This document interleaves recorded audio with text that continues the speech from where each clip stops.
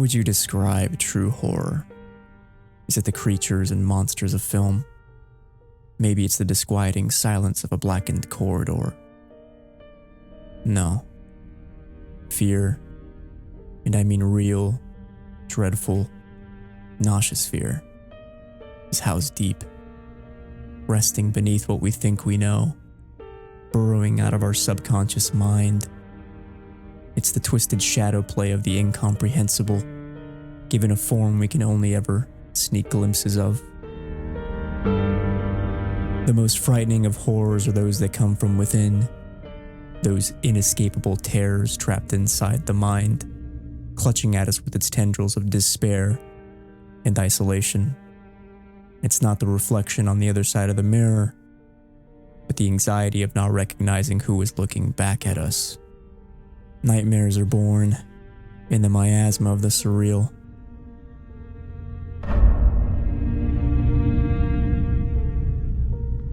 Signalis is an exploration of those unknown terrors locked within the innermost self. An independent survival horror game from developer RauwRo's engine, begging for disentanglement, brimming with a dense network of illusions and hyperreferentiality. Scores of symbols and philosophical concepts borrowed from texts, film, and artistic movements.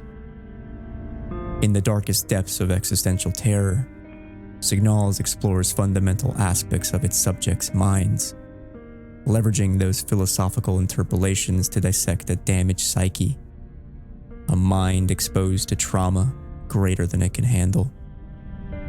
It's a sanguinary descent into tragedy, soaked in the decomposing reds of flesh, memory, and the screaming inferno.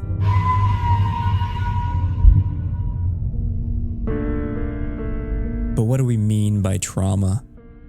An unhappy memory, crushing survivor's guilt, the feeling of being pulled back to the same experience time and time again. No. Signalis doesn't hold its punches. It's all of this and more. From its level design to its narrative, Signalis imbues the logic of traumatic memory, unwanted repetition, and quiet magnetism to the source of our despair, and to every aspect of its direction. By the time players see the credits roll, you'll wonder where reality ends and trauma memory begins. With this in mind, its brilliance and its horror is not rooted in the traditional narrative structure found in most stories. Rather, hinging on confused subjectivity and skewed, sometimes contradictory impressions of its characters. There are no concrete answers, only questions after questions after questions. It's neurosis all the way down, with avenues of understanding meant only to shatter the illusion of truth.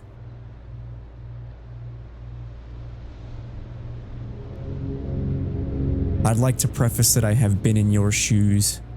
I've asked your same questions, though I'm not convinced any answer truly is the correct one. No, to try and answer what actually happened at Szpytek, on the Penrose, on Rotfront, which quote-unquote ending is the real one, is to ask the wrong questions.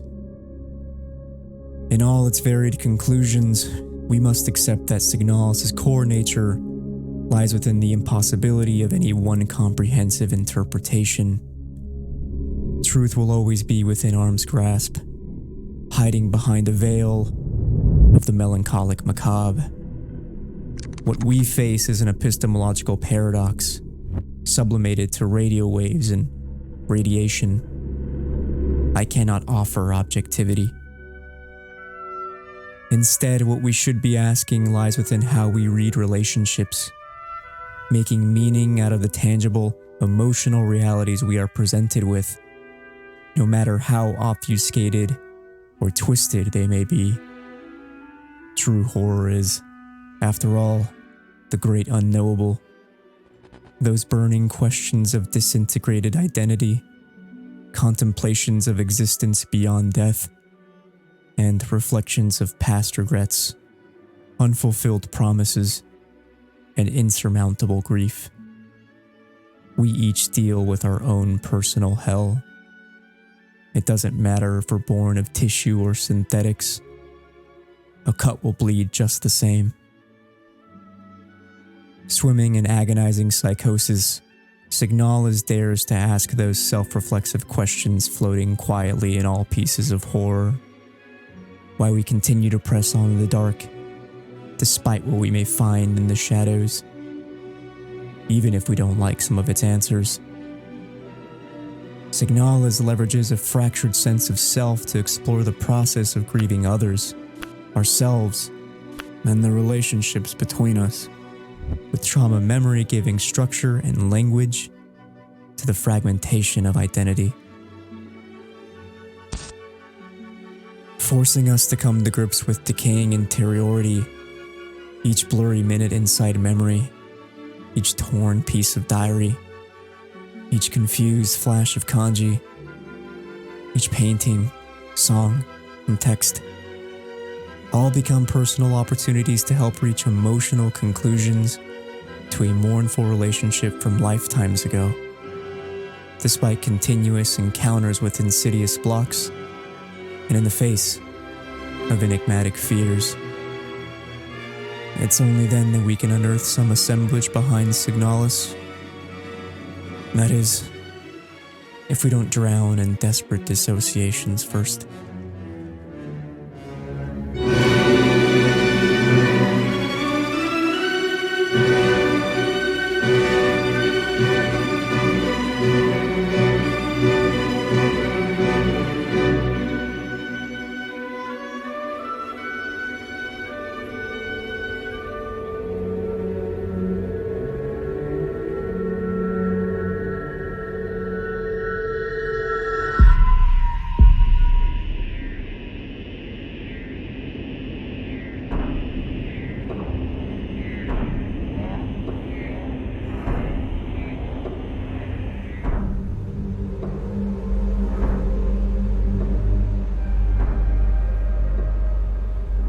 Perhaps this is hell, or a walk into the traumatic inferno.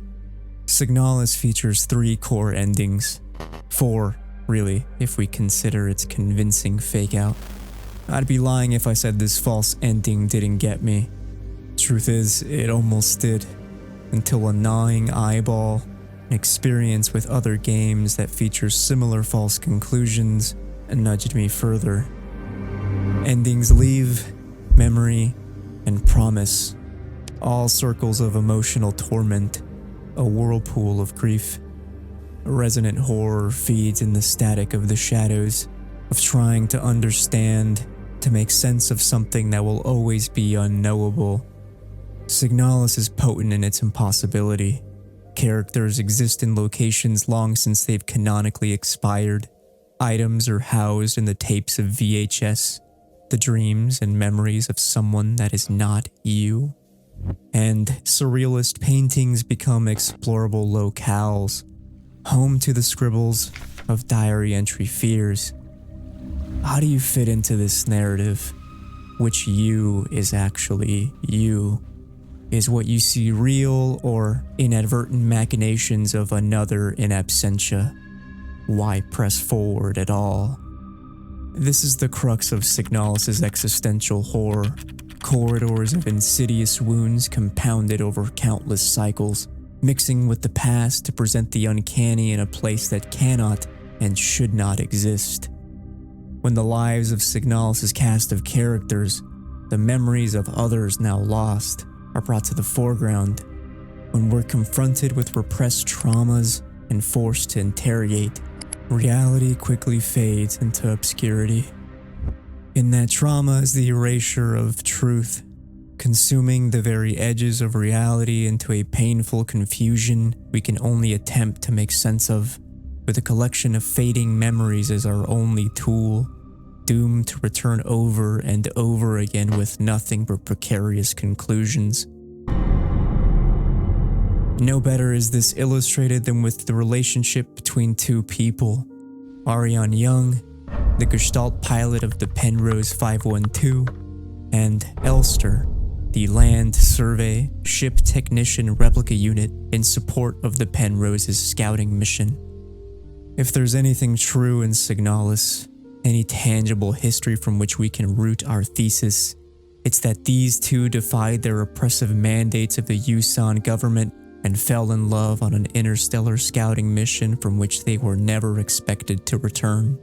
Doom was written in the stars for Elster and Ariane long before we even took control. Decaying in the cosmos, the two upheld the mission. They danced, painted, watched movies, upheld the mission. They felt each other's warmth, confided in one another, ignored sickness, upheld the mission, until the end of the ship's operational lifetime, and then some, and then some, and then some. It's implied the two drifted in nothingness for years, possibly decades. Reality is something better left to the imagination, though some online unscramblings suggest the possibility of something as high as 718 years.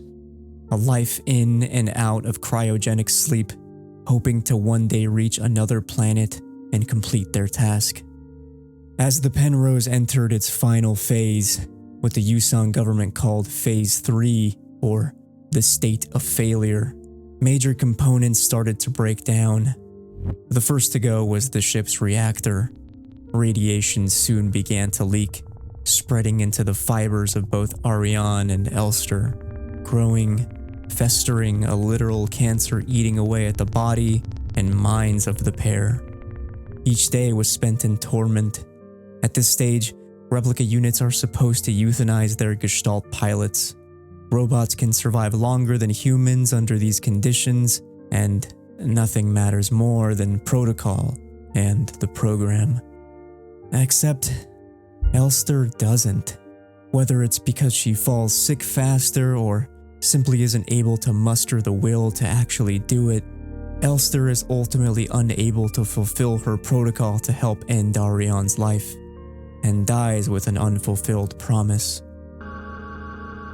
It's in this state that Ariane lives her final conscious days, lying alone in her cryogenic pod with nothing but her thoughts and aching body, peeling skin, and thinning hair, waiting one day to be opened again, to be unburdened of her painful existence, to meet Elster once again. But unbeknownst to her, Ariane carries within herself something dark and extremely powerful. Something vague, not even well understood by the Yusan government, but one very much to be feared and utilized by those in control. Ariane carries within her the genetic trait of bioresonance, an ambiguous power of suggestion and influence, perhaps more. The stronger the bioresonance, the stronger the power. It's in this state that the interplanetary system of Signalis begins to unravel, with Ariane subconsciously at the center, giving way to the unreality of a tortured and sleepless mind, changing the very fabric of what we consider real. Time becomes cyclical, and truth becomes blurred, evolving into nightmarish impossibility, the consequences of a suffering state of mind. It's in this impossibility that Elster, or one iteration of Elster, returns. In fact, many iterations of Elster have already returned, again and again, and countlessly again. There are several theories on what caused the telekinetic rapture and why Ariane is in possession of a hellacious power, from connections to supernatural texts and Lovecraftian horrors to eldritch gods and red eyes. There's validity to most of them, each in their own regard, but for now, we must accept that they are outside our scope. Instead, we look at the veiled subjectivity of Elster, what she sees and encounters on her infinite journeys, and of Signalis' gameplay. Our only certainty is that what we are playing is some kind of manifestation of trauma, recurrent reminders of witnessing the decay of another person, and of confronting our own failures to help in any way. As we progress through the game, delving further into the mind of Sierpinski S-23, and subsequently, as we twist ourselves further into the kaleidoscope of Signalis' unreality, we begin to ask, whose trauma are we experiencing? Is our mind the only one that is unraveling to fears and dreams? It can't be. Ariane's troubled past doesn't just make tangible impressions onto the world of Signalis, it also worsens our problems of making sense of what's real into conflated subjectivity. Whose memories are we seeing? Is what we see even actually occurring? And if it is, how is it all possible? Signalis doesn't just lean into these oblique realities, it centers itself in obscuring the full scope of who lived and who created the nightmare. And the ultimate terror is knowing that the truth of it all resides deeper than you could possibly ever burrow. German philosopher Friedrich Nietzsche once mused on the idea of eternal recurrence, about a devil that has come to you to make a deal and steal after you into your loneliest loneliness. In this deal, the devil approaches and says that the life you have lived once before, you will now live once again, and innumerable times more after that. Each death a restart of your life. No rest, no nothing, forever. The philosophical thinking is thus, would we fear our new existence? Drive ourselves mad at our unimpressionable nothingness we call our lives? Or would we thank him for the chance to see it all again? Signalis takes eternal recurrence and twists it into something much more frightening. Instead asking, what if this life you have come to know has become an inescapable reality? Each death, a new chance at fulfilling the promise of a time now an immeasurable amount of lives away, but never actually able to achieve it. A life of false hope ad infinitum. And each iteration causing the existence of you and everyone else to slowly coalesce into tortured pools of decaying miasma, helplessly and continuously racing closer to some divine universal implosion. This is Elster's hell, one driven by love but rooted in the darkness of Ariane's heart, even if its construction is unintentional. Elster will go through the same moments, across countless iterations, never to truly satisfying conclusions. The only constant we can expect is a return to the same uncontrollable and heartbreaking circumstances over and over again, failing with the only agency at our disposal to dishearteningly try again. That's the nature of traumatic memory. Even after a breath of fresh air, it pulls you back to the same hell over and over again. We stave off deep-rooted anguish with save rooms, if only for a moment, and enter the maelstrom of the loop.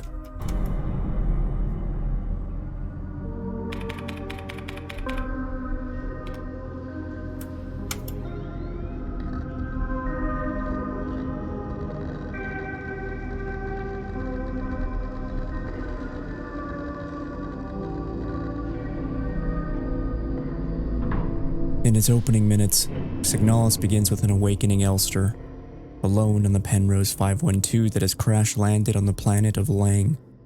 Abandoning ship, she walks through a raging blizzard and limps past snow-capped monuments. Soon, she encounters a mysterious gate at the top of an icy hill. It's beyond this precipice where a large, encompassing hole appears in the ground some 20-odd feet in diameter. Obsidian steps circle the ominous walls down into a blood meridian room. Another hole. Given its inspirations, it's safe to assume this infernal passage is a nod to the Silent Hill series, a direct homage to the fourth entry, The Room. But the implications of the hole go beyond the referential and have far more insidious implications.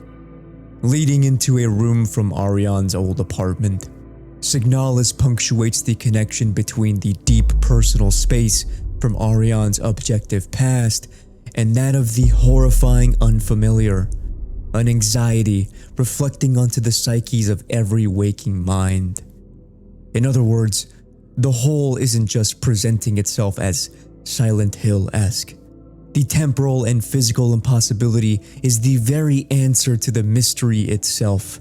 That there is no line between material place and psychological impression is key in understanding unreality. In Signalis, they are now one and the same. We each have our own Silent Hill, after all. Elster and Ariane are no different. But what troubles and disturbs our incessant need to ground ourselves in objectivity is the entanglement brought on by Ariane's memories and forced onto the litany of gestalts and replicas beyond even our core cast. Throughout Szpytek, individual thoughts and desires mix with the subconscious exudations from Ariane, assuaging memories and feelings unto the lost replicas. They become walking corpses, unsure of who they even were at all, questioning the reliability of their own identity, reawakening time and time again to internalized agony, only to be shot and burned by a synthetic comrade just as lost. Physical space and identity sublimated to that horrifying unfamiliar of someone else's reverberating subconscious. Agency is a fragile artifact. It begs interrogation. Are these impulses of every character as manufactured as the replicas themselves? That is, an echo of something real and that which belongs to someone else? Or are they born of their own mind? It can't be. The red eye beyond the gate showed me. No, touched me. Poisoned me. It feels like my mind has been contaminated, defiled by another person's memory. I'm no longer fully myself anymore, but I've not fully become someone else either. I'm stuck here, between her and me, with half-formed dreams and recollections penetrating my brain and tainting my every action. Who is she? Who is that white-haired girl? Why do I long to see her again? Why would she curse me like this? Signalis further doubles down on its question of identity, gesturing toward who's responsible for Szpytek's hellish circumstances by briefly displaying text and images to obliquely set the scene for the kind of game we are about to play. Lines from H.P. Lovecraft's weird tale of the festival flash before the screen, positioning the insidious secrets as not just from within the mind, but as looming evils creeping in the corridors. Great holes secretly are digged, where Earth's pores ought to suffice, and things have learnt to walk that ought to crawl. These eldritch terrors, as they exist in Signalis, aren't just thematic signposts. They're walking manifestations, a plague on the bodies of fallen replicas made real. Time and again, enemies once killed will stand back up, waiting to face Elster in the shadows of every room and every hall, trapped in the same vicious cycle we are. Once again, we ask, who is to blame? So we look toward Ariane in her entombed psychosis to try and make meaning. These replica creatures can't be the antagonistic monsters we think them to be. At least, not entirely. If we are to believe Ariane's inadvertent psychic ability is impressioning the minds and bodies of the leftover replicas, then we have to approach these enemies partially as victims too, as walking extensions of Ariane's sleeping trauma, with their identities decaying to memories not of their own. Thus, the unwanted repetition of the world of Signalis doesn't just live in the singular mind of Elster or of Ariane, but extends far deeper, invading and entrapping others to the same repeating cycles of suffering, all with the combined consciousness of Ariane's past. Is who we love then also who we have to constantly face? Ariane's bioresonance and its grand rhizomatic entanglement makes it so the entire setting of the game isn't just Elster's internalization of failed promises and grief, but so too of Ariane's own agony and regrets, mixing continuously into the environment, confusing space, time, and its non-playable characters. Recursion invades and spreads to each and every person, setting, planet, and indeed the entire world of Signalis, with Ariane at the center. For it is of old rumor that the soul of the Devilbot hastes not from his charnel clay, but fats and instructs the very worm that gnaws, till out of corruption horrid life springs, and the dull scavengers of earth wax crafty to vex it, and swell monstrous to plague it. But is that all these lines of poetry are? A reinforcement of thematic exploration? Or are they also an extension of Elster's mind and feelings as she explores the setting of Signalis? Maybe they're Ariane's, crafting a world where these lines become diegetic, sleepy recountings of once read prose now made real, orders of physical impressions. Perhaps this is hell. The final seduction to the eerie, and our most prescient artifact, is that of The King in Yellow, a book awaiting Elster on the opposite end of the hole we crawl through. A hole that somehow leads to Ariane's home apartment on Rotfront, and to the manifestation of unreality. Picking up the book acts as the last bit of reinforcement in the opening, the final nail in our psychological coffin, screaming to us that physical space, time, and memories of others are all now mixing together.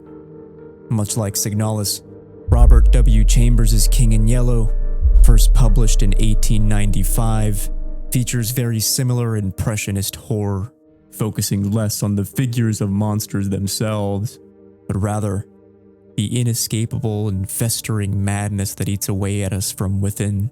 Separations of time, space, and complete plausibility haunt disparate characters united in a similar nightmare.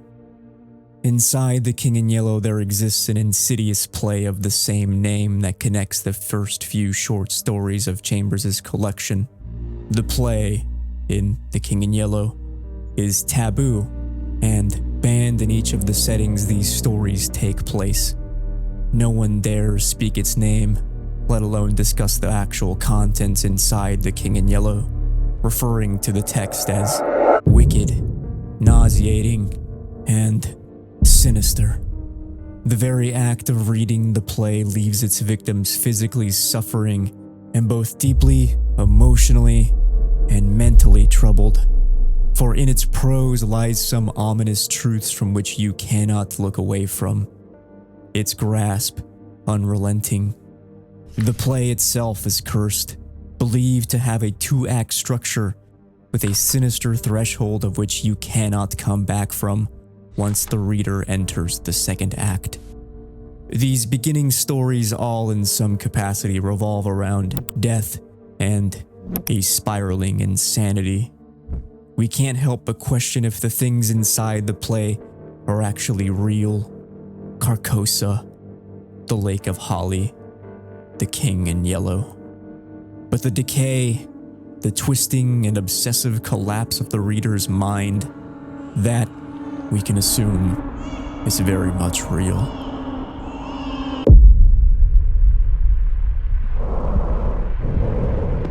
Strange is the night where black stars rise, and strange moons circle through the skies. But stranger still is lost Carcosa. Song of my soul, my voice is dead.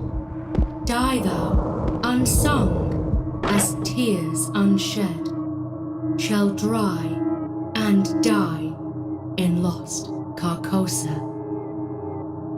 Casilda's Song, from The King in Yellow, Act 1, Scene 2.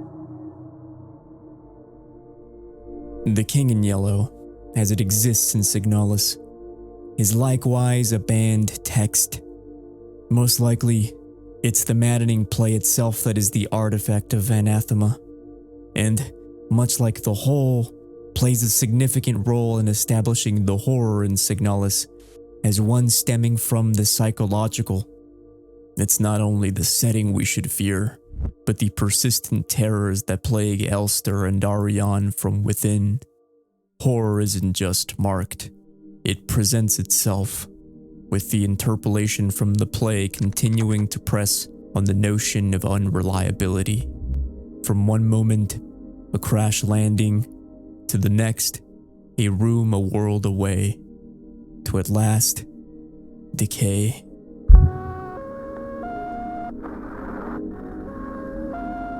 From the moment Elster picks up the King in Yellow, her face begins to decompose as lines of the festival precede flashing images of Ariane, a call to remember our promise, and a quiet declaration to wake up, until a fatal error ends the opening section. A task, a pledge unfulfilled. Even in death we still grieve and regret. Remember our promise. Alone, afraid, waiting for someone to ease your pain and help let you go. Wake up. We have to pause to briefly discuss the most relevant tale to us from The King in Yellow. Story number 2, The Mask. The Mask revolves around a precarious love triangle between 3 friends. Alec, our narrator and central figure of the story. Boris Ivan, a chemist and sculptor. And Geneviève, the object of the 2 men's desire. Though the 2 men each love Geneviève, she ultimately chooses Boris as her lover, leaving Alec and Geneviève's relationship strictly a platonic friendship. One evening, in the Yvonne home in Paris, Alec is invited over to witness a demonstration. Boris has invented a new process of marbleization by dipping organic material into a mysterious liquid and turning it to stone. Despite Alec's astonishment, Boris iterates that he must keep this vicious discovery a secret, for fear it will corrupt the world of art. It's at this moment that Geneviève walks in, not acting like herself. At least, not how she normally acts with Alec. It's enough to give him pause. She avoids the pleasantries Alec has grown accustomed to and leaves hastily, almost cold. She isn't acting like the friend she normally is. She returns later with what Alec describes as color that is too deep and eyes that are too bright. Geneviève apologizes and attributes her crossness as the side effect of some temporary headache. On another day, Alec is once again invited back over to Boris and Geneviève's home. He mulls about, wandering alone and admiring the statues Boris has displayed. It's then that he stumbles across the bathing room, a giant hall of rose-colored marble in each direction with a large sunken square pool at the center. He catches Boris washing his hands of clay before being hailed over. Boris wants Alec to witness something yet again. Walking over to the edge of the pool, Alec looks out and quickly realizes it's filled with that mysterious opalescent liquid and shivers. In heaven's name, why do you keep a small lake of that gruesome stuff here of all places? I asked. I want to experiment on something large, he replied. On me, for instance? That came too close for jesting, but I do want to watch the action of that solution on a more highly organized living body.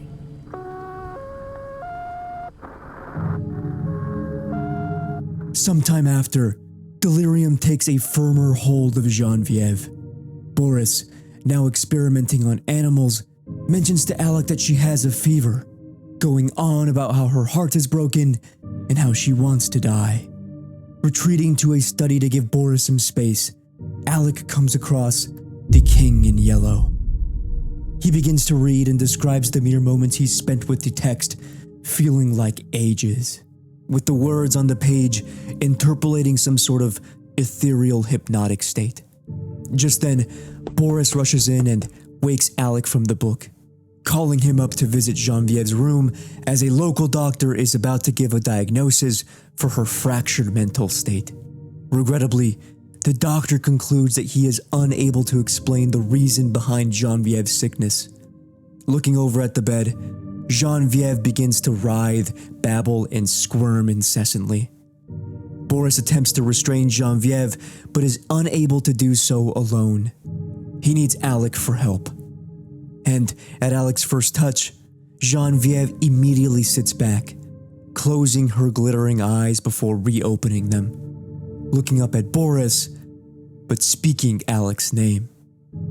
It's a scandalous moment, a confession, a subconscious implication that Genevieve has actually been in love with the other all along. Not with Boris, but with Alec. Her secret was out.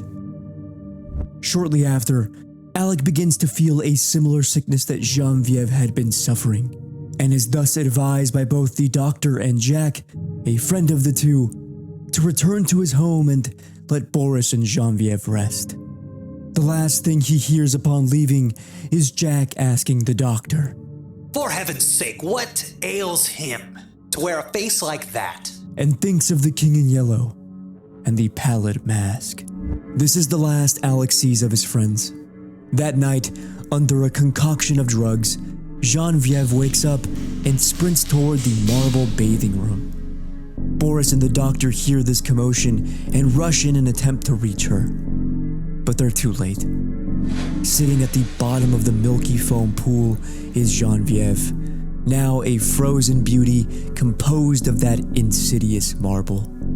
In overwhelming sadness, unable to cope with the loss of his love, Boris shoots himself.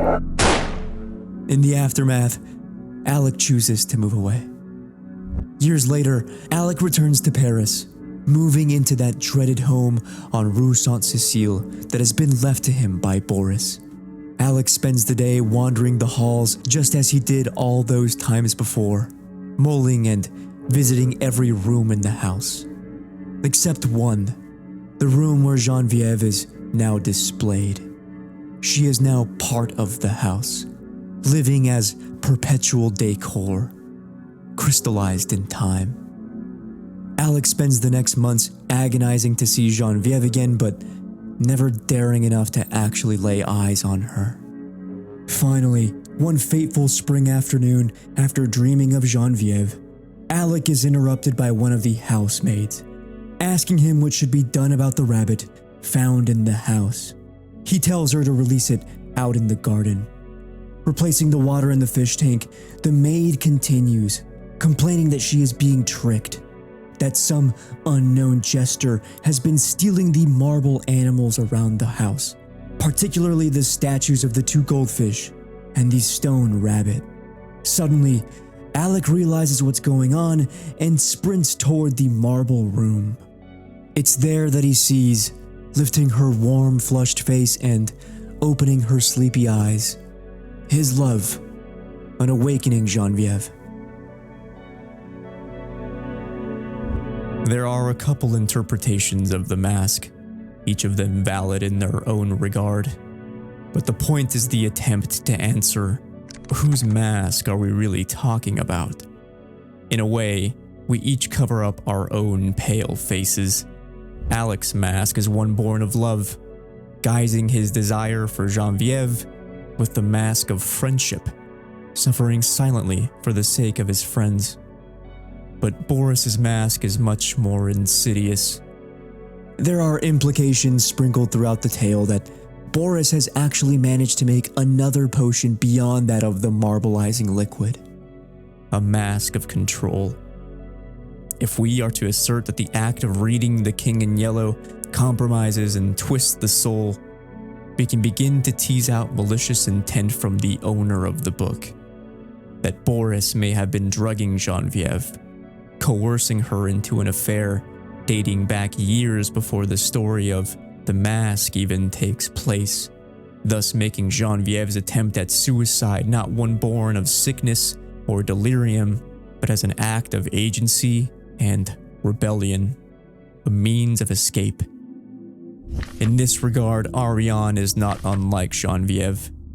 They're both exploited by the people they're closest to and dependent upon, operating in a restrictive and stifling social structure. The weight of the Yusan government was cruel to Ariane. Though she grew up in an isolated radio station with her mother, spending the day reading prohibited texts, listening to music, and painting, she was soon pressured into leaving her home, ripping Ariane away from her mom and forced to move. Further, life in the city was especially hard, repeatedly bullied at school for being different, with no one but isolation to accompany an ailing mind. Her only means of escape, ironically, was to conform, ultimately joining the Penrose program. When I signed up for this mission, I just wanted to get away from everything. I was sick of RauwRo, of school, of the photo store, sick of the fake smiles and the whispering behind people's backs. Perhaps this is hell. Masks all around us. Artificial feelings, whether born out of troubled circumstances or ingested as drugs, challenge our ideas of what we consider real. Masks and obfuscation do just the same. A precarious copy destined to fail. Just like Genevieve, Ariane's means of escaping the confines of a controlling dystopian society was to submit to the death sentence of the Penrose program, a suicide note, written in ellipses out in the far vacuum of space, spinning slowly into blood-black nothing. For both Ariane and Genevieve, these acts aren't just about suicide. It's about leaning in an attempt to reach a form of reclamation of the self in the face of oppression. Sadly, it's hard to label this as any means of real agency. Even in her cryogenic slumber, Ariane is still in a deep-rooted pain that has not yet been properly confronted. She is still haunted by her past. Elster may be a means to confront Ariane's trauma, complicating our read of the two's relationship. While Ariane certainly cared for and even loved Elster, on the subconscious level, having a romance with Elster could also double as another means of escape, leveraging her replica to achieve a degree of self-understanding. In this regard, Elster isn't just utility for the Penrose ship, but a psychological tool to help mend the ailing mind and heart of Ariane. Gameplay thus becomes an exploration of the recesses of Ariane's mind, to understand her history, and to help comfort her in some capacity, a walking footnote in another story. Elster will attempt to do this an infinite amount of times. Throughout Signalis' chapters, perspective gives way to the blurry memories of a time long ago, but not forgotten. We become a wandering echo, catching glimpses of Ariane's troubled life and interiority. It's never clear who the we in this perspective actually is. Elster, the player, a dreaming Ariane. But the probing question forever remains at the forefront at these locales, and through the rest of the game. What is real? What does our version of Elster have to do with Ariane's memories of her replica? Will Elster ever be able to fulfill a distant copy's promise? Are any of our experiences truly our own? And yet, despite numerous uncertainty, Elster still continues toward an attempt at reaching Ariane. But it's Adler who meets her at every turn, stifling any inch of progress she attempts to make.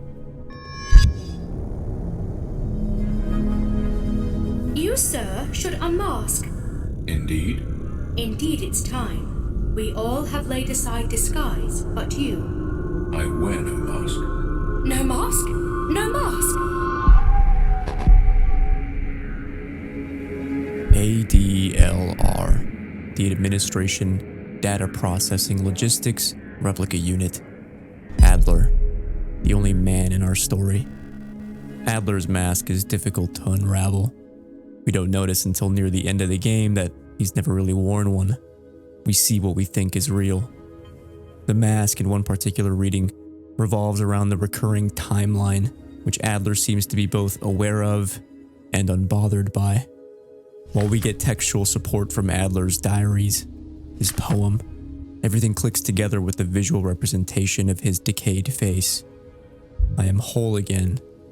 I wear no mask. And I hate everything. To be unmasked in the world of Signalis is to have given yourself over.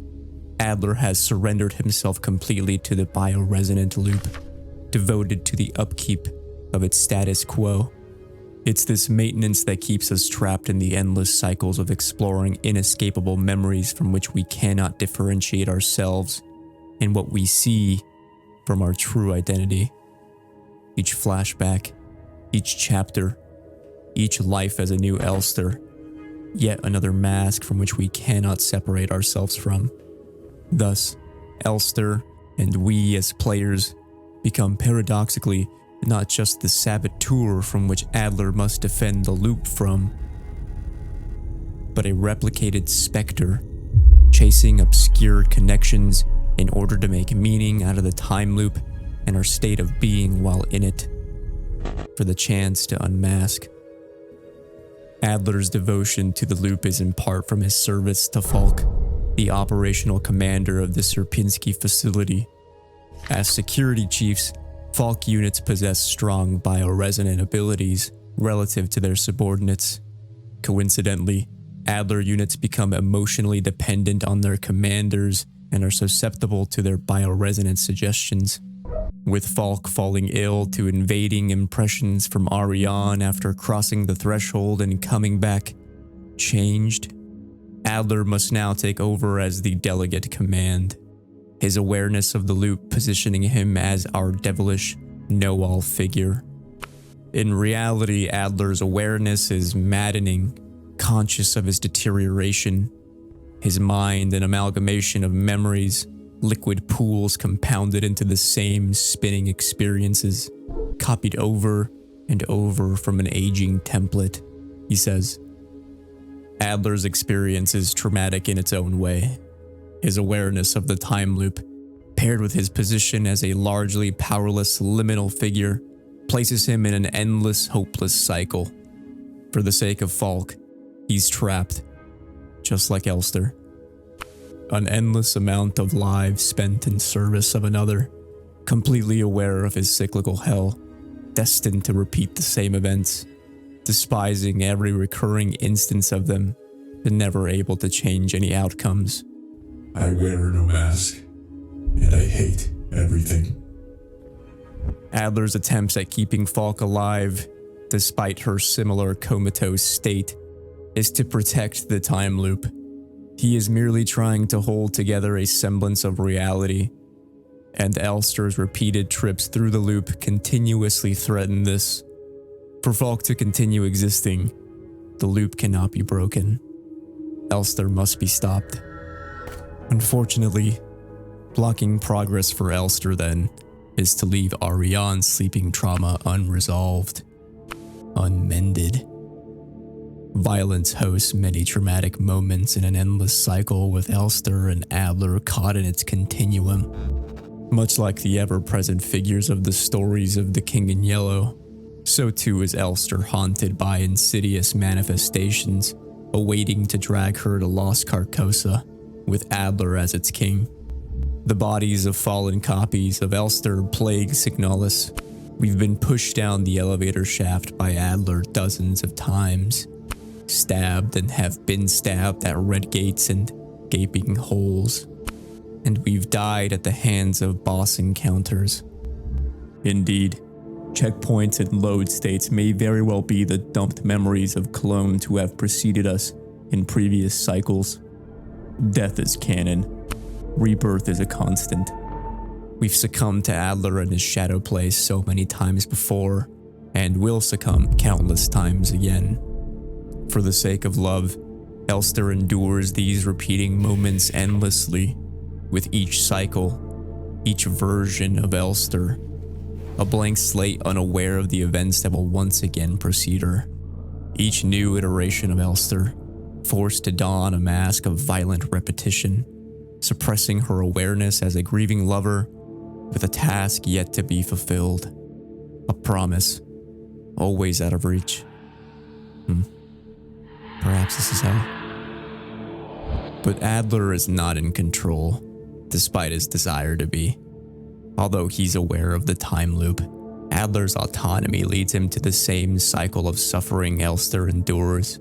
He's as much a cog in the liminal machine as we are, a copy of a man in service to a lost other. In the face of recursion, will a knife to the eye hurt the man who has felt it countless times before? It doesn't matter.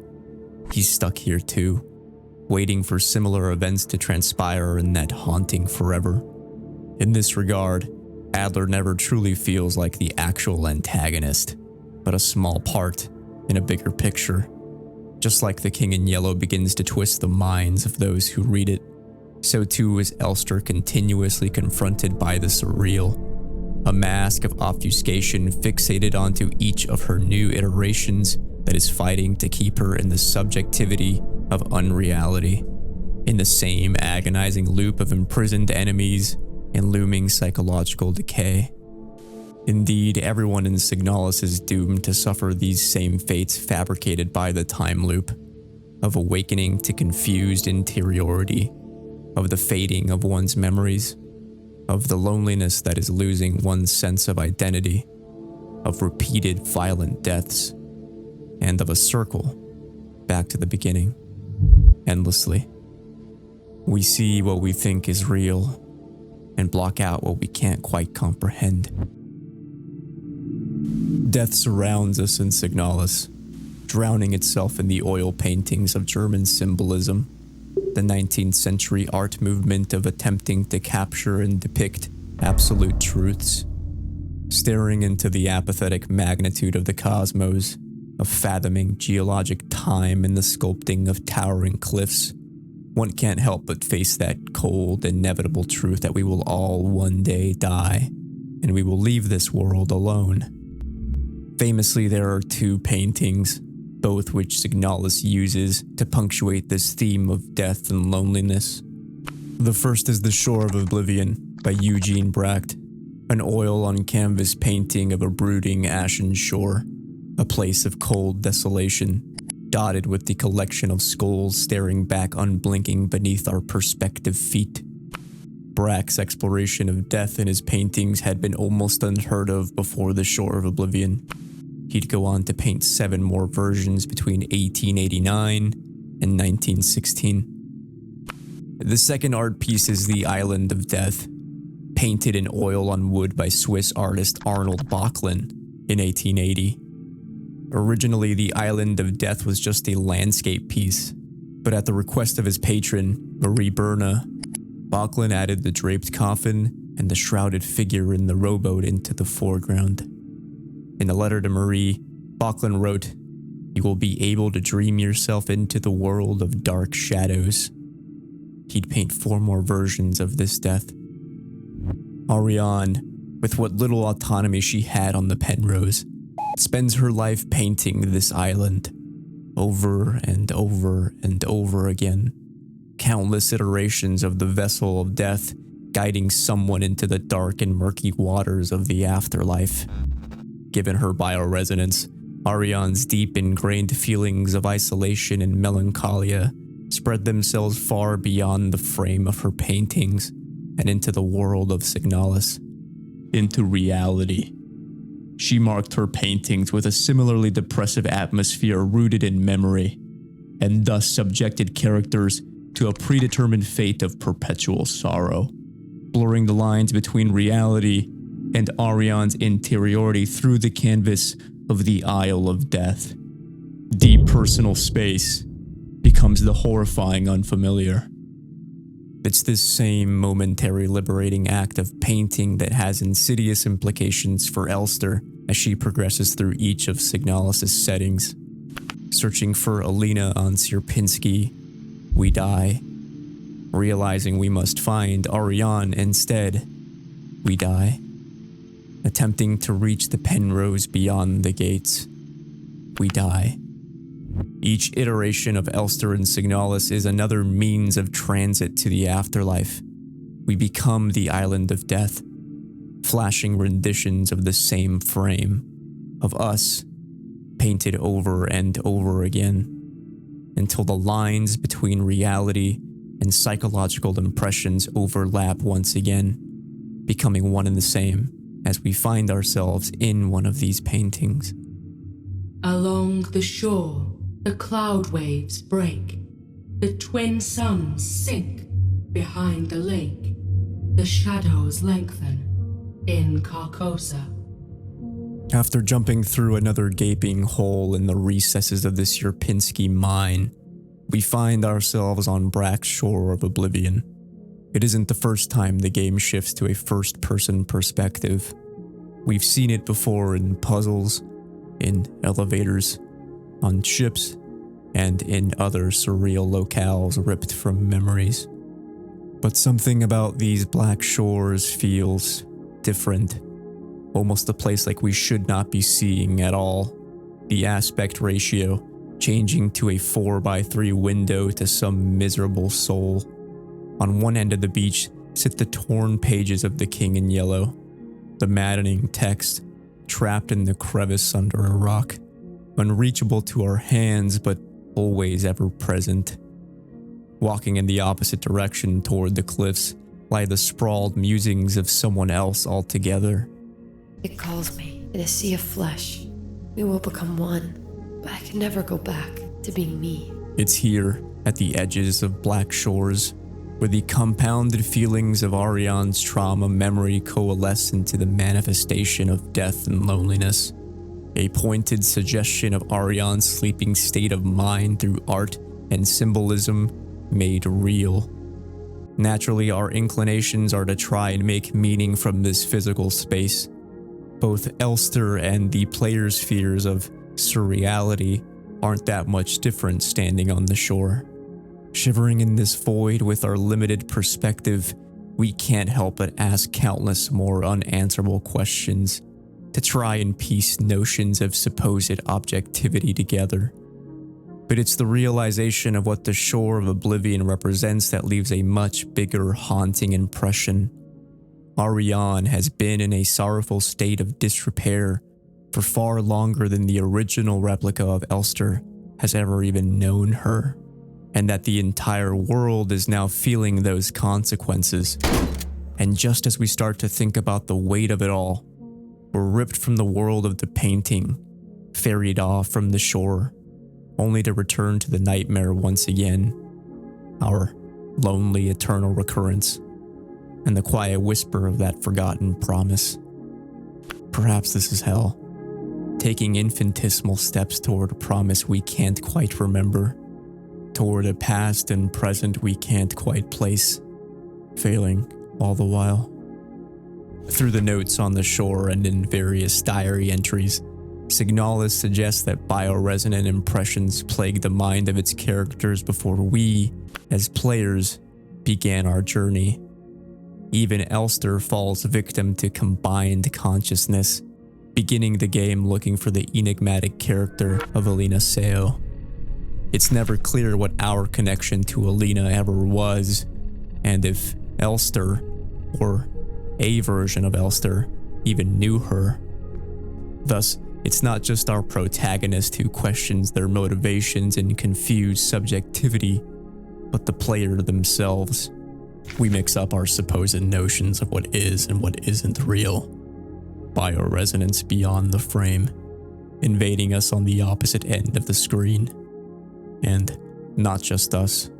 Through timeline recursion and oozing bioresonance suggestions, others have felt the same effects. Specifically that Falk's mind has been mixed with the memories of Elster's. An ocean of memories where I ends and we begin, she writes, as she slowly loses grasp of herself. In the revelation of Elster and Ariane's history, in those dreams of suffering and loneliness, and that burden of truly feeling the crushing weight of Elster's promise, Falk is driven into a comatose state, begging for the endless psychosis to stop, In one of her final entries, she writes, We had made a promise. I felt the borders of myself blur. In fact, so overwhelming are Elster's memories to Falk that she ultimately no longer has a true sense of identity. The lines aren't just beyond blurred, they're overlapping. Subjectivity is overwritten, sublimated. But while Elster continuously chooses the path of mending Ariane's mind over and over again, the pain conversely breaks Falk. It's no surprise then that our final confrontation in Signalis is with her, a duplicitous duel of opposing views. It's not necessarily that we are fighting against a telekinetic powered Falk that makes the encounter so poignant. It's that symbolically, we are in a fight against ourselves, against that gnawing, quietless voice that begs for us to stop, that it doesn't matter anymore, that we've already lost. She will never dance with us again, no matter what we do. She doesn't even want us anymore. In the end, we prevail, but the questions that arise in facing Falk still linger, even after. How many more victims of combined consciousness are out there? Does the Isle of Death facilitate these changes? And how many of Signalis' characters have stood on its shores? Can confused subjectivity ever be overcome? Is there any use in persisting? Is Elster obsolete utility, either long forgotten or no longer needed? Will the endless cycles Elster face ever mean anything? Did we ever accomplish anything? Are we even important anymore?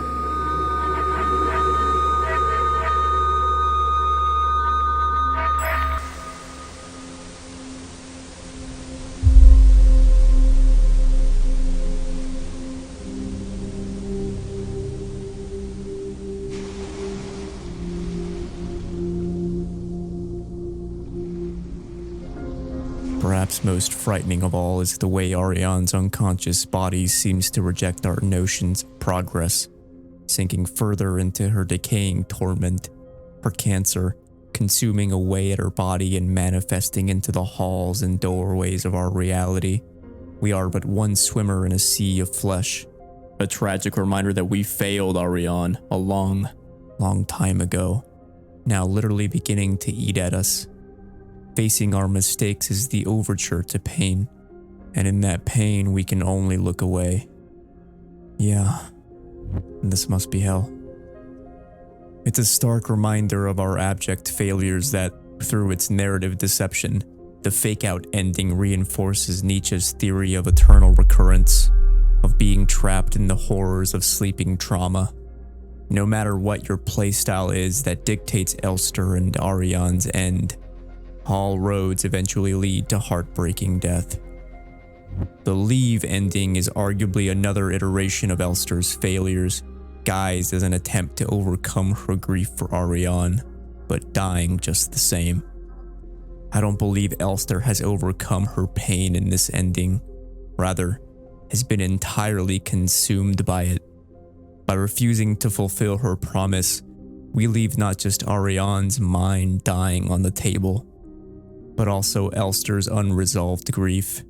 Elster remains inside the haunting psychosis of Ariane's consciousness forever, her heartache eating away at her in quiet desperation until her grief becomes insurmountable. In that silence are the whispers of what you as Elster have endured, that the scars were truly all for naught once more. In that silence is the agony of knowing that you have failed yet again to keep a promise to the one you love. And that silence is the true horror. And maybe we'll do better next time. There are no quote-unquote good endings in Signalis, only variations of somber conclusions. Even the so-called best ending, Promise, hinges entirely on one deeply devastating moment. Elster must, after all, actually fulfill her promise of killing Ariane. Ironically, the state of the Penrose may be at its most objective in this conclusion, unveiling the environment to reveal the room soaked in a thick, bloody pool.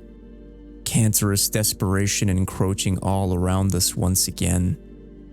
Most notable is Elster's hesitation. Despite her infinite number of attempts to actually reach Ariane, she still cannot bring herself to cross that threshold. Fathom, for a moment, the crushing weight of ending the life of the only person who has shown you kindness, art, dancing, humanity, and love. Any one of us would crumble.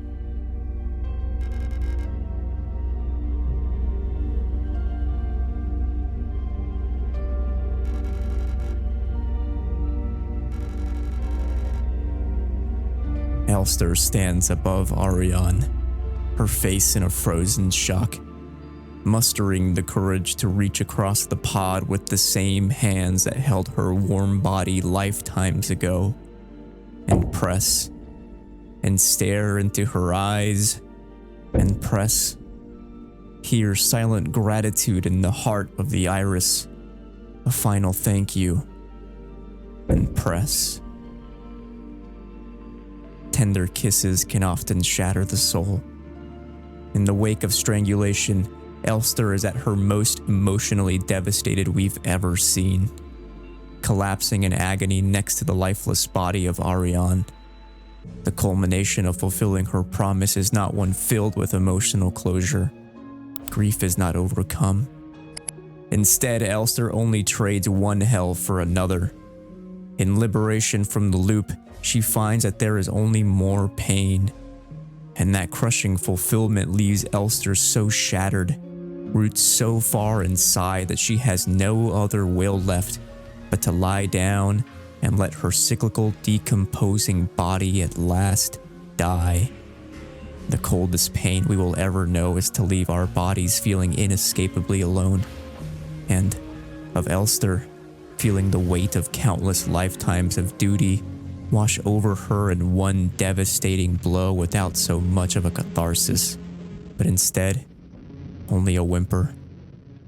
It's in this quiet moment that we see life slowly fade away from the color of her very eyes. And in this quiet, it's the true horror.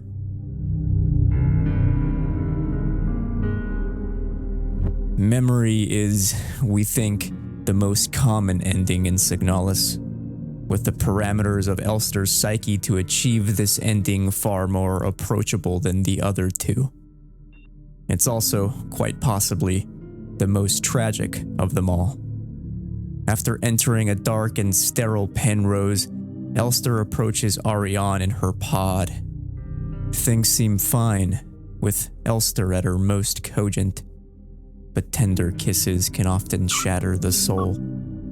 Upon waking Ariane, Elster notices a blank, unrecognized stare in her eyes. Once again, we cut to a shocked Elster, that same ghostly look in her face, only this time foregrounded in some white, absent room, punctuating an aura of extreme loneliness. Truth washes over her before the text appears. Ariane does not remember Elster.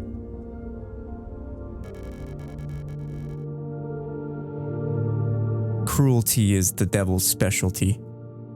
Dozens, hundreds, thousands of iterations to fulfill a promise, a fleeting, subconscious memory that is no longer tangible.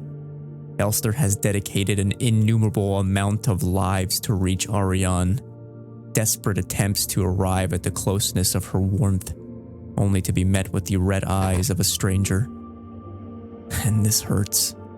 Not just Elster, but us. To be denied compassionate closure. It sucks.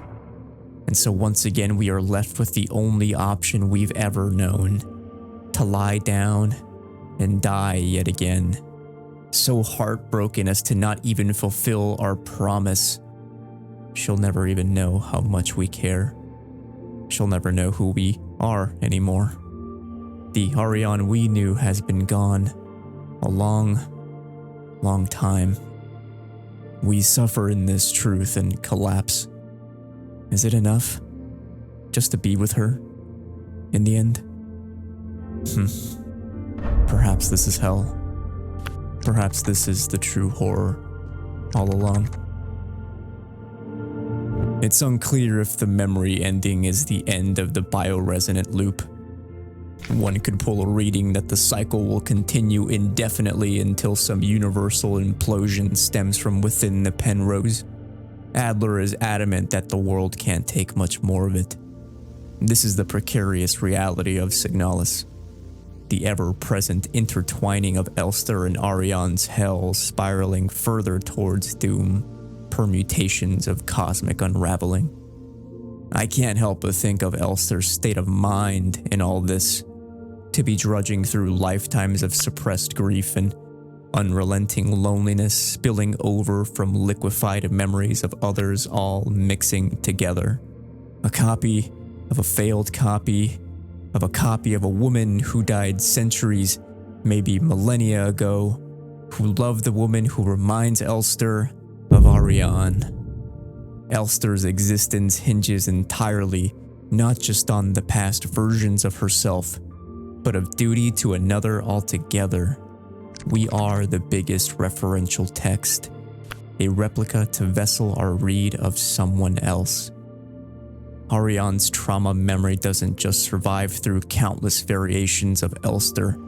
It burdens each and every one of them to the point where her own individuality is nearly erased to utility in service of another. An echo screaming out in the sea of cosmic red, making us forget who we are and what we once were. There is no escape. This is hell, to become a specter of the story, to realize it will always be for naught. Despite the love they had for one another, Elster and Ariane's individuality were never actually their own. Ariane's trauma was a product of the Yusan government passed down onto others. Dystopia robbed her of ever leading the fulfilling life she wanted for herself, and forced to run away. Elster's identity was born of fragmented memories that have never fully belonged to her. She is nothing but an amalgamation of leftover code from the thousands that have come before her, desperately believing that her grief is solely her own. Agency is given with a crushing qualifier. And it's once we understand this tragedy of Signalis that horror transcends the limits of the screen, clutching our throats with the hands of misery, grief, and unprocessed trauma, to disturb us and leave us shaking in those quiet realizations. And just like the bioresonant loop, this truth will never let us go, because this is hell.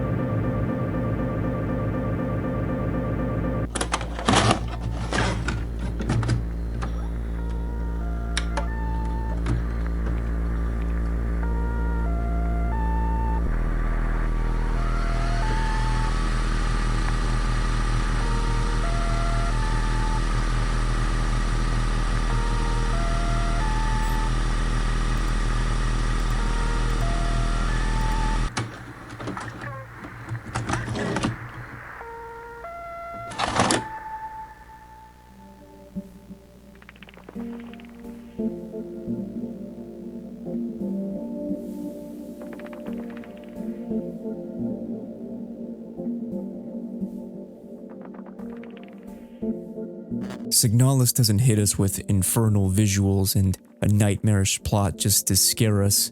There's a fundamental question screaming at its core. Can hell become a place of healing? That is, with enough time, can even the worst place in the tangled universe give us the space to overcome the burdens that plague our mind?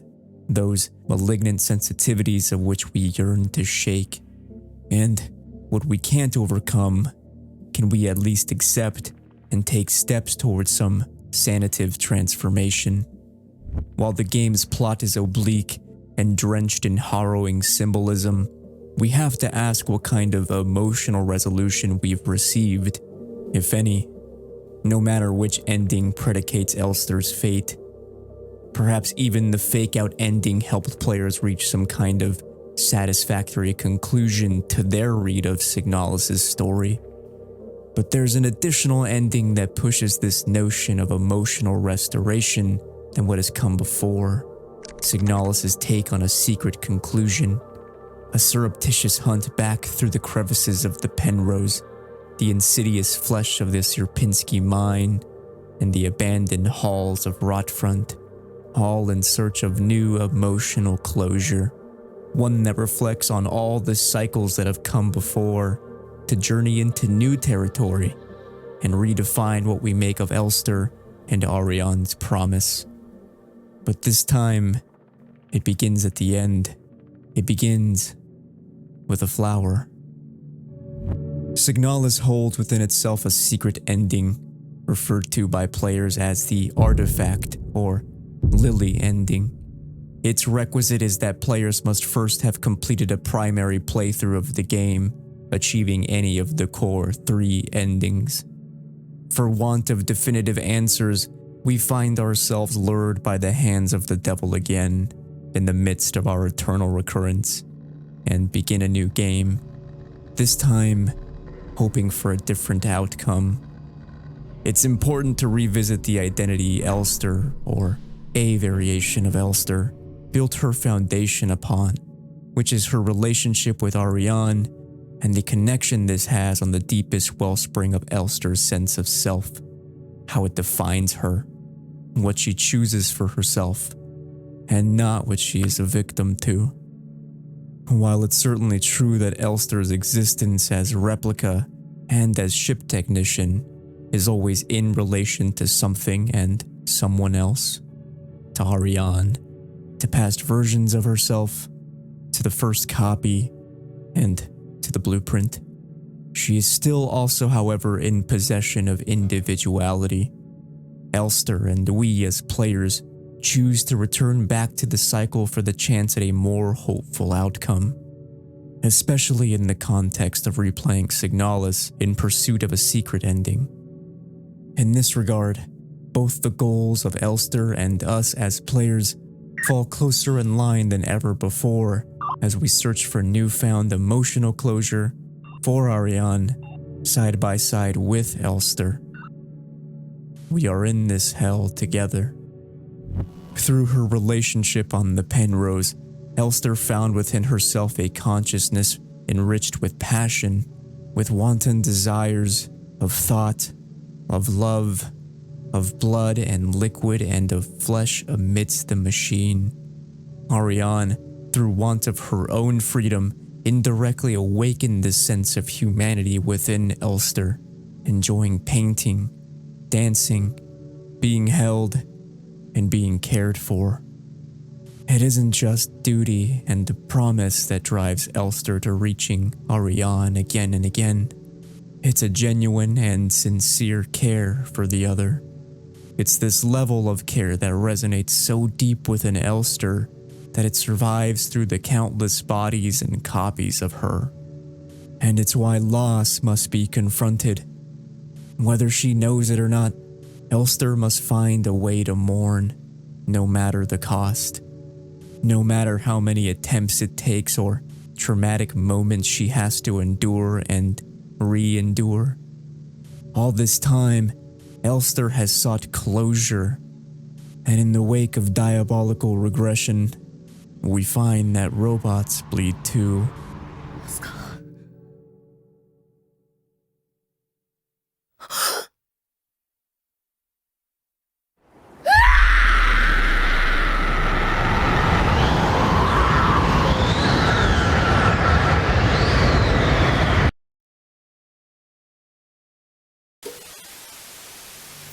Since its initial telling, Hidetaki Anno's Neon Genesis Evangelion has fixated on the way advanced technology and apocalyptic scenarios highlight human anxieties and trauma. Shinji's reluctance to pilot the Eva was an effect of refusing to face the grief ingrained deep inside of him. Mecha meditations of the sublime macabre. Then came a second telling of the original ending. With the end of Evangelion, we saw Anno, and in turn Shinji, at their darkest, spiraling deeper into the fear of failing ourselves and those we care about, and the horrors of heartache that come with it. I'm so fucked up. But then came a final retelling, a 4-part film series known as the Rebuild movies.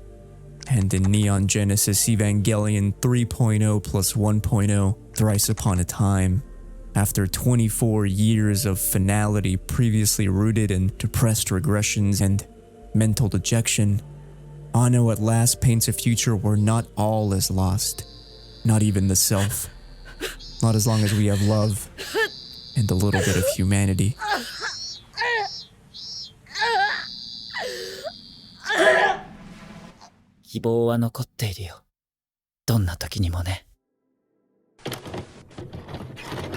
Hell can be a place of healing. For Shinji Ikari and Rei Ayanami, Village 3 acts as the psychological haven from the apocalyptic landscape of the near third impact. As a copy, Rei deals with a much similar crisis of individuality Elster and the other replica units face in Signalis. Not only does Rei have to reckon with her history as a manufactured agent of nerve, she must confront and establish her own agency in the periphery of apocalypse and authoritarian organizations. It's in this subjectivity where Rei and Elster are most alike. They are dolls, curious and yearning to develop their own subjecthood. However, that they choose to pursue agency in service to another is perhaps the most striking. For Rei, it's to support Shinji. For Elster, to unburden Ariane. A life lived to care for another. And with Shinji as the failed hero who was unable to get in the Eva, to stop annihilation, to nearly doom humanity, to fulfill his promise. Well, parallels of self-imposed grief are difficult to shake.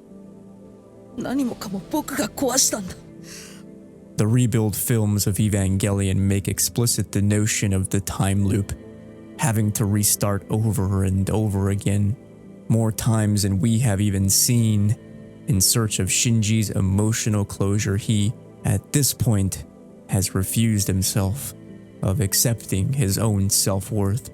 ほっときゃいいのよ。どうせ生きたくもないけど死にたくもないってだけなんだから。生きることは辛いことと楽しいことの繰り返し。毎日が今日と同じでいいの。そういうもんでしょ。And while it's Shinji who learns this from Rei, Rei's internalized understanding of this through her routine of labor on the farm and interactions with people she learns to care about makes this all the more important.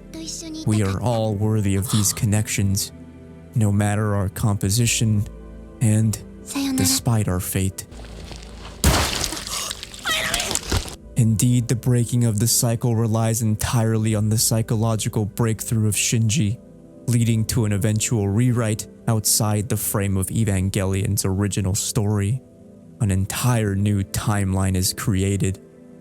Signalis' breakthrough is similar in the psychological regard of breaking out of preordained roles, though perhaps not as extensive in terms of narrative erasure. The difference is in the emotional tenor and the extent of our own main character's freedoms. While Shinji is able to make a new world, Elster only gets a chance to grieve. There's no going home to any neat conclusions after Signalis. No alternative normal world to travel to. Only a scarring journey into new emotional territory. Regardless, Elster's secret conclusion does seem to point toward acceptance not dissimilar to Shinji's eventual embrace of loss and pain. But healing takes time, and grief must be worked through. Elster and Shinji are not so different, both seeking the comfort of another's love in their own regard. And it's the loop that facilitates those opportunities to overcome infernal interiority. But while Evangelion's loop is more passive to us as viewers, Signalis' loop interpolates us atop the narrative through its gameplay, deaths, playthroughs, false endings, and radio waves, all prerequisites for remedy.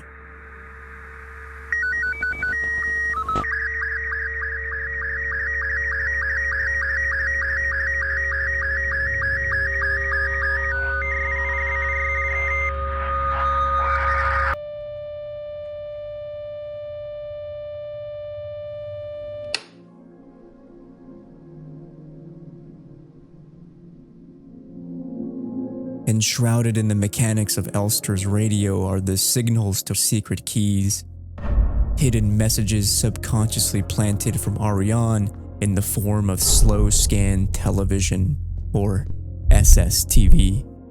To decode them, the player has to install and use special software, transcending the narrative boundaries of the game.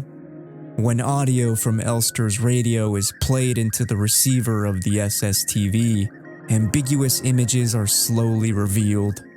Each image hints at a location within Signalis, all places we've been to before in previous lives and in previous playthroughs.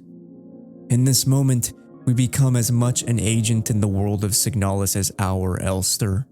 Her hell has at last truly become our own as we continue to undergo the traumatic moments of the loop as we chase closure. As the lines become blurred between character and player, we begin to understand that Elster was never really alone. It's not just the memories of Ariane that follow Elster, but we ourselves. We play not to comprehend whatever sensibilities of objectivity we thought we wanted, not for ourselves, but for her, to help take steps in overcoming and accepting what she has endured. Tracking down the location of these images leads to the keys needed to open a safe in the corner of Ariane's apartment back on Rotfront, two of which are particularly striking. The first is the Key of Eternity. The description of the key foregrounds ambiguity once again with a simple note. Are you looking for answers where there are only questions? I can't help but think about the intended audience of these sprawlings. I don't believe they are solely for Elster, but instead meant for the player holding the controller, highlighting a fundamental tension in the entangled world of Signalis. There's friction between our desire for answers and the game's willingness to deny a comprehensive understanding of each twisting avenue. To dig deeper, we have to make the questions work for us, not their unreachable answers. Chasing these shadows of what we think happened will only doom us to the forever circles of an ever-escaping frame, and that was never the point. Instead, more important is the key of love, found early in the isolation room of the workers' quarters. Attached to it is a note from Ariane. A diary entry from Cycle 888 describes an intimate moment where Elster learns to dance. I've tried to teach Elster how to dance. It's so cute how clumsy she can be when it comes to these things. It's here where our focus is, and always should have been, with the state of transformation that happened ages, lifetimes, cycles ago. That Elster and Ariane fell in love and found purpose within one another, outside the constraints of their totalitarian environment. Before I met Elster, I never believed I would find someone I could fall in love with like that. Picking up the key acts as a means of remembrance of what is most important. Elster and Ariane's love for each other, and the degree to which it survives through the countless iterations of Elster and in the wake of apocalyptic tragedy. Everything else Elster endures after this is secondary. distractions from what ultimately matters, of the extension of her promise. It never mattered whether or not flashes of confused memories were materially real. Connecting locations scattered across space and time was never going to make sense to us, logically. No. What the keys are meant to convey, what they're meant to remind Elster and we, the player, is that we have been trudging through bloody pools of traumatic mind space for longer than we can remember, or than we've ever been aware of. It's not that they're merely keys to an unmarked safe that makes them so important, but that they belong to help unlock the damaged psyche of our replica unit, previously seeking a means to process unresolved grief, a chance to lay it all down in front of us, and finally overcome.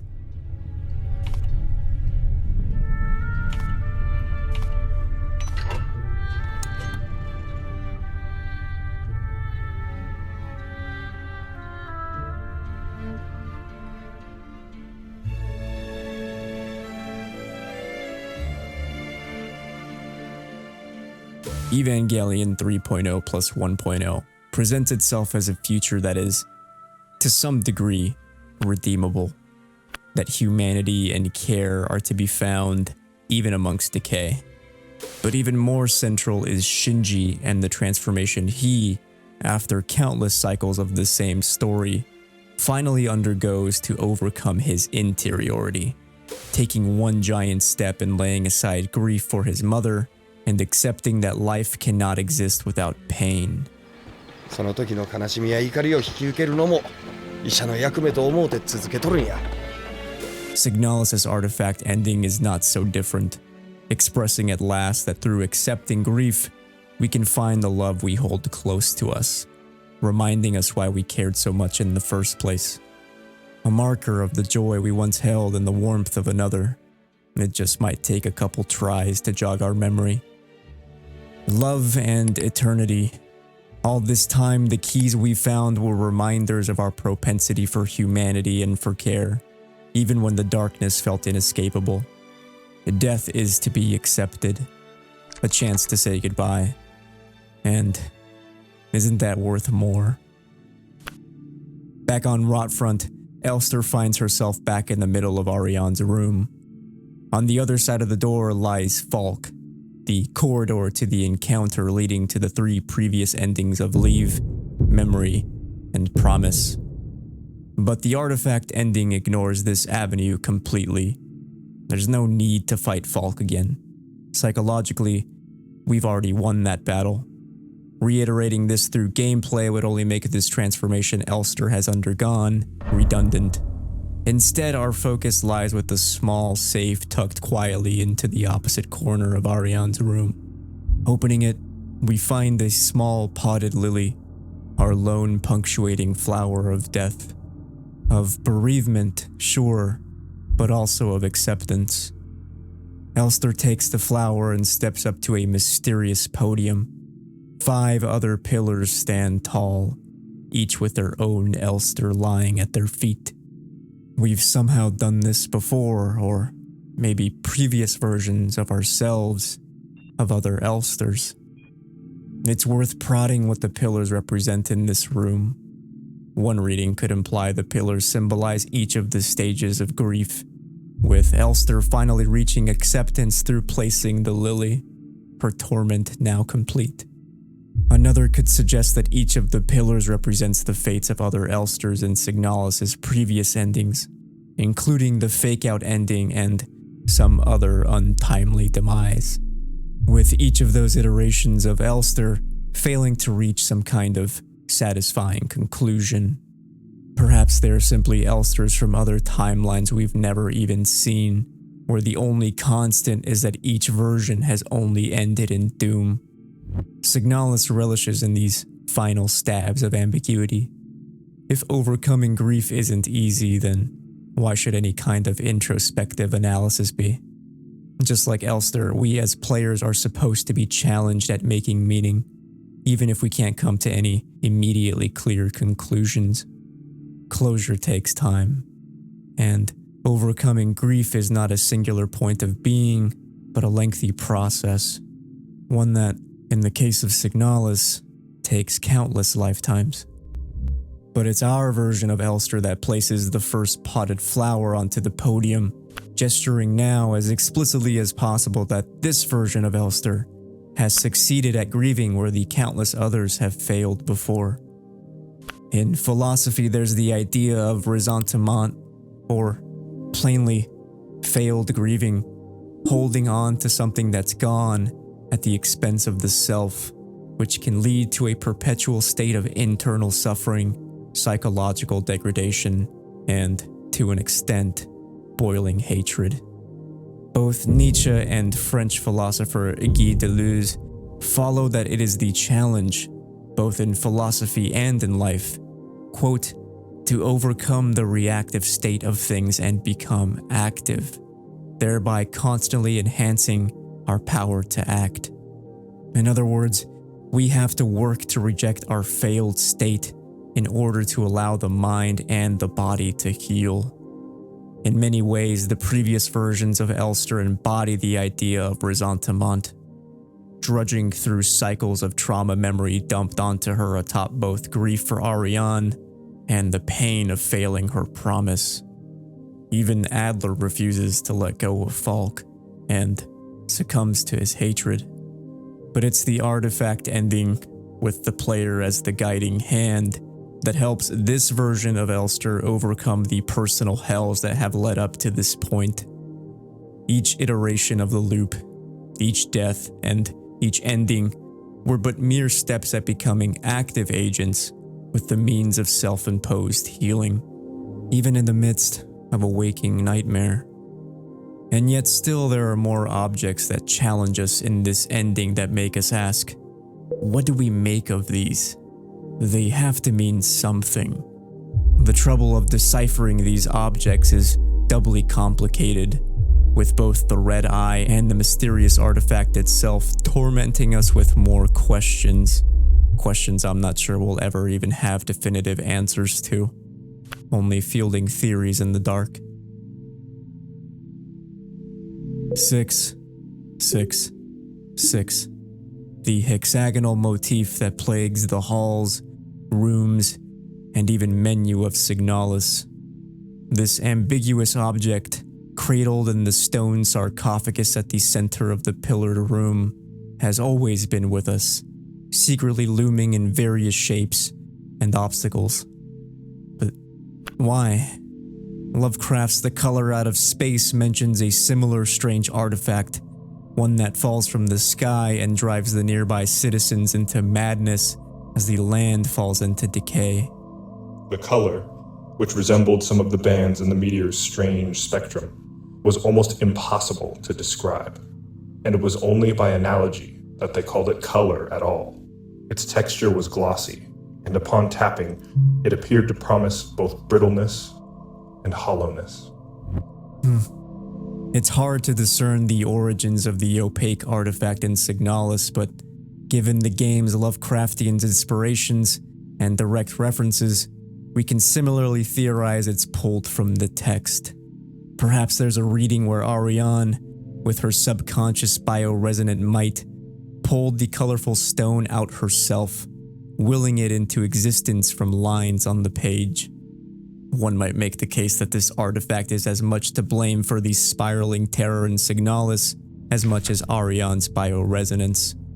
That the two are tangentially working to keep the characters of Signalis in an endless loop of fragmented torment.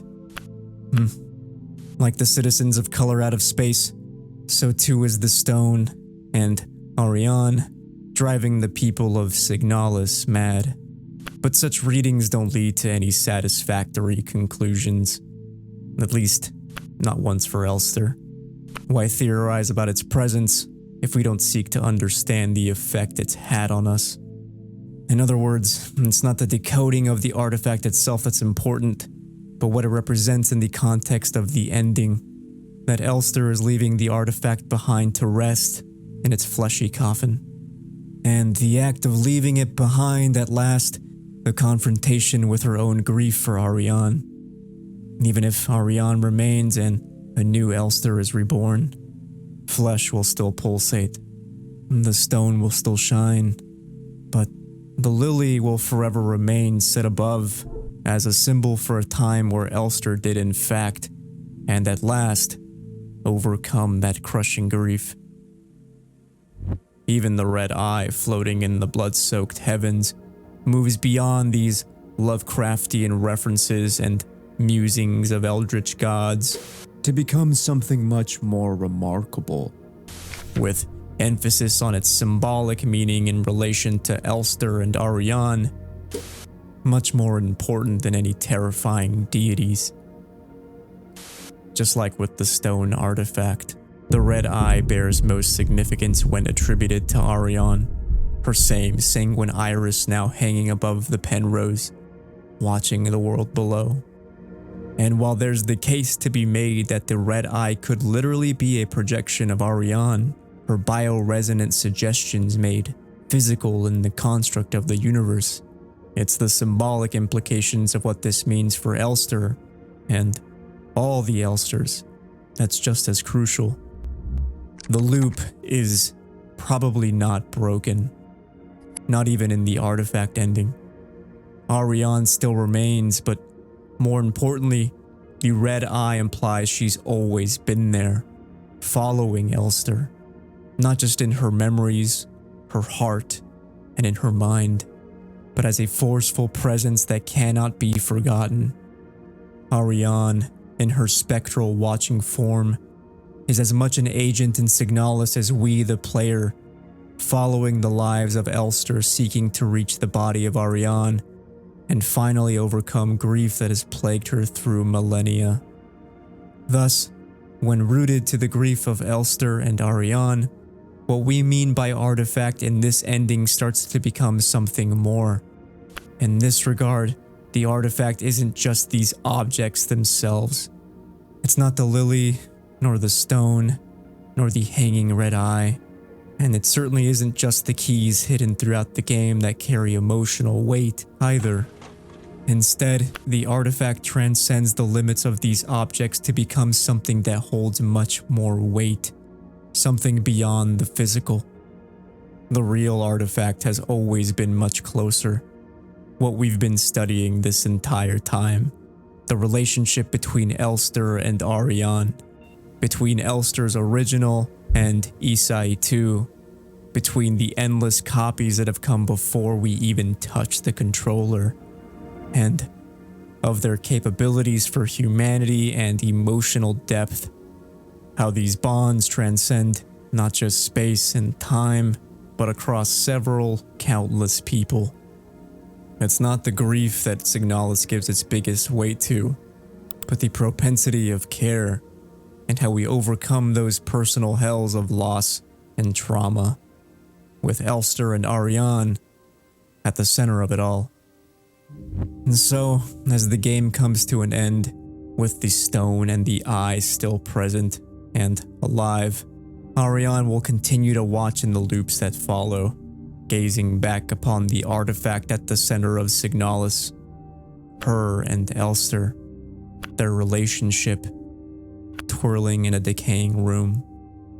It's no surprise then that the final moments of the closing cutscene revolves around the description of our most pivotal key, the key of love, with Elster and Ariane dancing together on the penrose, quietly spinning away into the black.